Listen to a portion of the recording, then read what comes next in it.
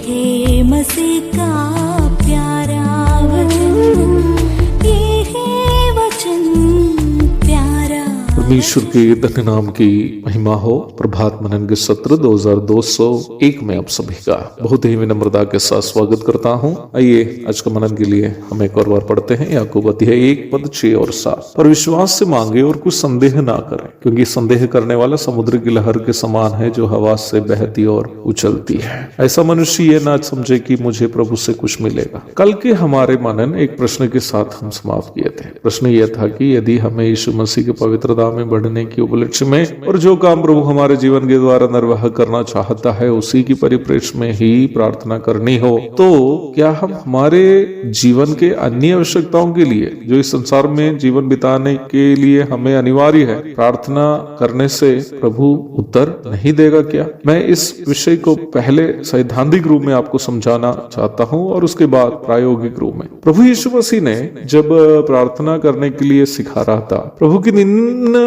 प्रार्थना में एक वाक्य इस प्रकार था, हमारी दिन भर की रोटी आज हमें दे, मत्ती 6:11। प्रभु की प्रार्थना के निम्न भाग को चाहिए तो हमारे दैनिक जीवन की आवश्यकताओं के लिए प्रार्थना करने हेतु प्रभु के द्वारा दिखाया गया एक दृष्टांत के रूप में हम समझ सकते हैं। परंतु वह एक समस्या भी है। समस्या यह है कि प्रभु ने निम्न प्रार्थना का दृष्टांत कलीसिया को नहीं बल्कि उनको सुनने वाले यहूदियों को दिया था। मत्ती अध्याय 5 से अध्याय 7 तक के भाग में जो भी बातें प्रभु ने बताया था, सभी बातें यहूदियों से उनकी परिप्रेक्ष्य में बताया था। यद्यपि अपने दैनिक जीवन की आवश्यकताओं के लिए प्रार्थना करनी एक गलती तो नहीं है, पर मैं आपको स्पष्टता के साथ कहना चाहता हूं कि अपने दैनिक जीवन की भौतिक आवश्यकताओं के लिए प्रार्थना करने हेतु नया नियम में कलीसिया के लिए उपदेश नहीं है। मैं जानता हूं कि मेरी बात सुनकर आप असमंजस में होंगे, इसलिए मैं इस बात को स्पष्ट करना चाहता हूं। नया नियम की शिक्षा यह है कि जब एक व्यक्ति यीशु मसीह की पवित्रता में बढ़ते हुए प्रभु उसके जीवन के द्वारा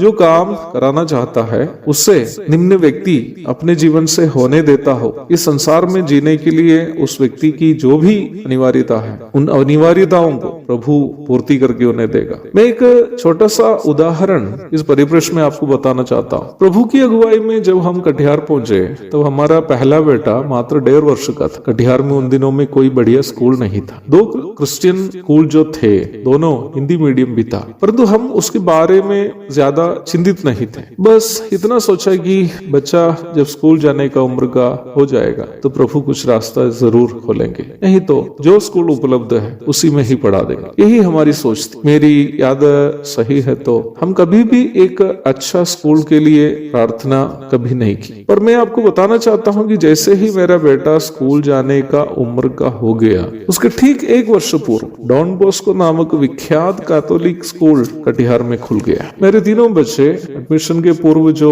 एंट्रेंस एग्जाम होती है उसमें ठीक से सवाल का जवाब नहीं दिए थे। बेटी तो प्रिंसिपल को जो एक फादर था देखकर डर गई थी और यहाँ तक अपने नाम भी ठीक से नहीं बोल पाई थी। वो अंत में फादर ने उससे मलयालम में नाम पूछा तो उस समय भी वही नाम वो बताई जो उसको घर में हम लोग बुलाते थे। उसके बावजूद भी हमारे तीनों बच्चों को डॉन बॉस्को के अलग अलग समय में आए हुए प्रिंसिपल लोग मिशनरी के बच्चे समझ को स्कूल में एडमिशन दिए। तो ये मेरा इस अनुभव को आप कैसे लेंगे मुझे नहीं पता, परंतु मैं और मेरा परिवार के सभी लोग यही विश्वास करते हैं कि जब हम प्रभु के लिए समर्पण किए तो प्रभु हमारी आवश्यकताओं को बिना प्रार्थना किए भी पूर्ति करके देंगे। पर मैं और मेरे परिवार के सभी लोग यही विश्वास करते हैं कि जब हम प्रभु के काम के लिए स्वयं समर्पण किए तो प्रभु भी हमारी आवश्यकताओं को बिना प्रार्थना किए भी पूर्ति करके दिया। मुझे सुनने वाले प्रिय भाई बहनों, जो मैं आपसे कह रहा हूँ वो मेरा जीवन का अनुभव है। इस प्रकार के कई अनुभव मैं आपके साथ साझा कर सकता हूँ। यदि हम अपने जीवन को प्रभु की इच्छा अनुसार बिताने के लिए तैयार हो जाए तो निश्चय प्रभु हमारी सांसारिक आवश्यकताएं बिना मांगे भी पूर्ति करके अवश्य देंगे। एक और शुभ दिन की धन्य कामनाओं के साथ आज का मनन में यहाँ समाप्त करता हूँ। प्रभु आप सबको आशीष दे। आमीन।